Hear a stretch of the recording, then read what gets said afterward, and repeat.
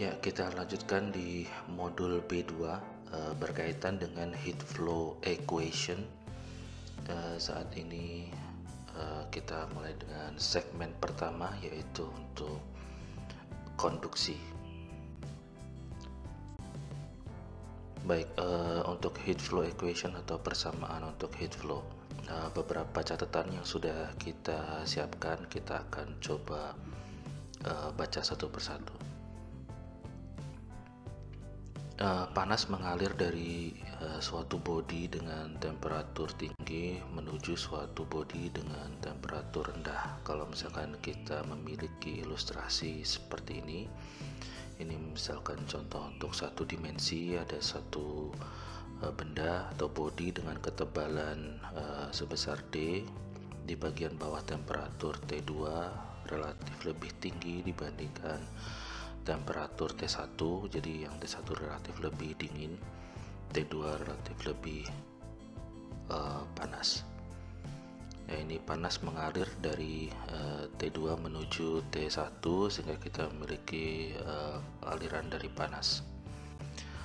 Tebal D ini kurang lebih kita memiliki koordinat pada kedalaman Z, sedangkan tadi Z nya di permukaan, kemudian Z plus delta Z ini ada di bagian bawah.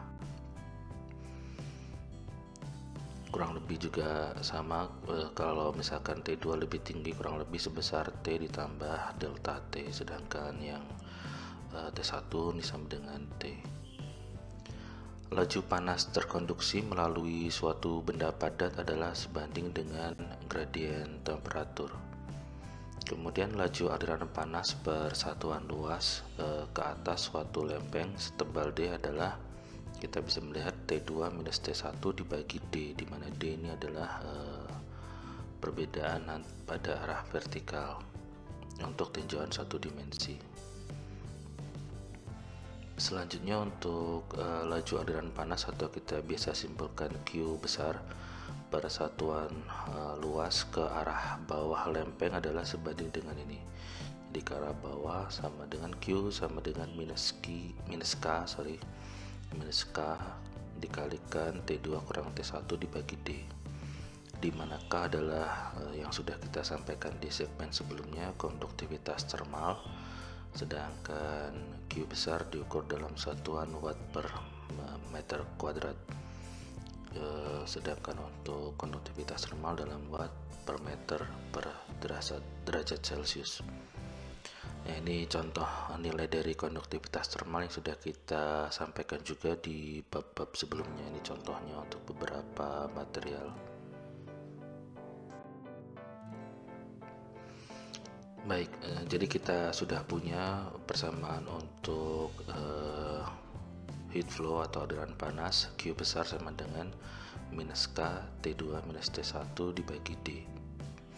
Jadi dengan beberapa keterangan yang sudah kita sebutkan dari slide sebelumnya, kita bisa menggantikan nilai untuk T2 sebagai T plus delta T, sedangkan T1 nya adalah T. Ini Q nya tentu saja adalah fungsi dari Z begitu ya, dan D sendiri sebagaimana yang sudah kita sebutkan merupakan perbedaan atau ya delta Z, beda posisi vertikal dari tebal benda ini. Nah, kemudian kalau kita menggunakan limit bahwa delta Z nya mendekati 0, maka kita bisa mendapatkan persamaan untuk heat flow QZ, Q fungsi Z sama dengan minus K dou T per dou Z. Sumbu Z menunjukkan kedalaman di mana nilai Z meningkat ke bawah.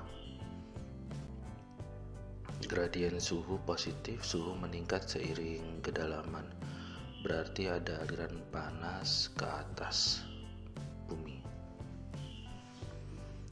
Kemudian pengukuran gradien suhu dan konduktivitas termal di lubang bor dan dekat permukaan dapat memberikan perkiraan tingkat kehilangan panas dari bumi atau rate of loss. rate of loss of heat from the earth.